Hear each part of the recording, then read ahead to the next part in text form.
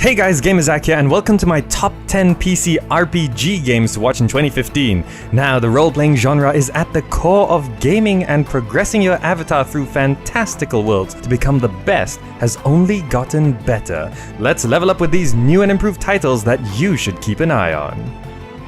First up, we've got Kingdom Come Deliverance by Warhorse Studios. Set in 15th century medieval Bohemia, this game focuses on historically accurate and realistic content. A first-person single-player experience with branching quest lines, the world you travel will be highly interactive and emergent.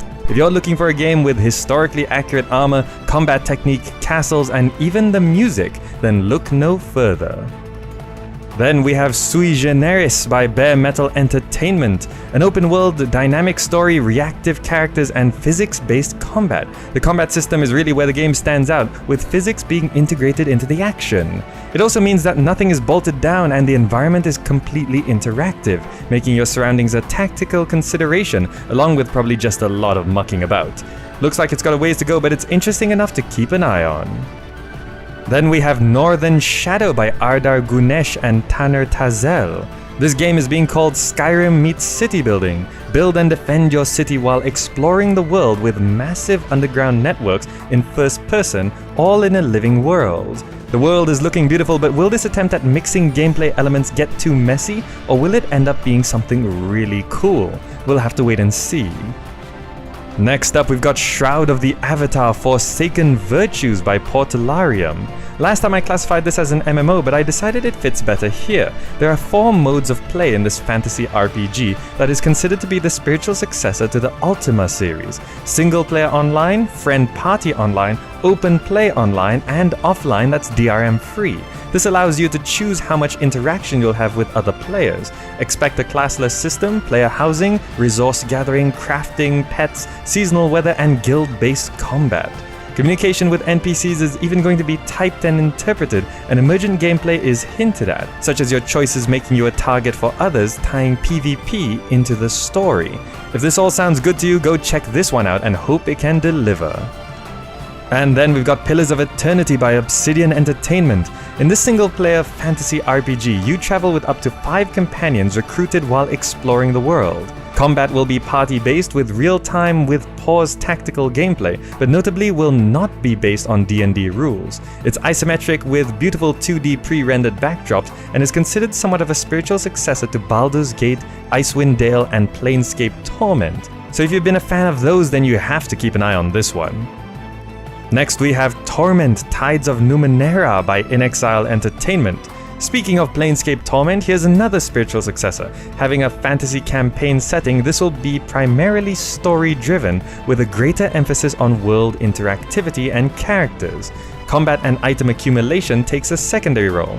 The morality system is interesting. Rather than having the classic alignment system, you have tides that have specific colors and embody a number of nuanced concepts. It's looking good and definitely one to watch. Then we have Rune Master by Paradox Development Studio. Based on Norse mythology, this single-player tactical RPG features procedurally generated content. Amass forces and destroy your enemies in the name of your chosen god. Would you change the world or enforce the status quo? With a procedural quest system, no 2 playthroughs will be the same. Set in 6 of the 9 worlds of Norse mythology, this could turn out to be something special, or it could end up being a bit of a mess. Time will tell.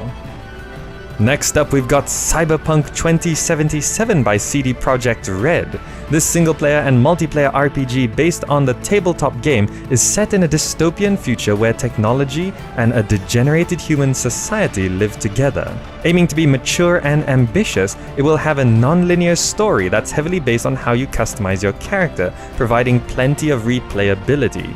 It will have both first and third-person perspectives, and it's looking like one of the biggest releases of the year. Next up, we've got The Witcher 3 Wild Hunt, again by CD Projekt Red. The conclusion to this epic series is on the way and promises a living open world larger than any other modern RPG, being 30 times larger than previous Witcher games and 20% bigger than Skyrim.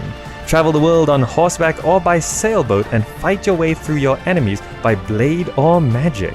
An army known as the Wild Hunt is invading the Northern Kingdoms, and it seems the Witcher is the only way to stop their cataclysmic rampage. And finally, we've got Mount & Blade 2 Bannerlord by Tale Worlds Entertainment. Boasting motion capture animation, upgraded interface, better AI, and additional tactics on the Siege system, this game is promising a lot. If you're a Mount & Blade fan, this is something you're gonna be into, and if you haven't played it before, it might be time to start. If you haven't seen the World Editor video, then definitely check that one out. It's a prequel to Mount & Blade Warband, and this single-player medieval RPG is shaping up to be something very impressive. Now, most of these games should be releasing in 2015, but either way, you should keep an eye on developments to see if these games will roleplay lawful good or chaotic evil.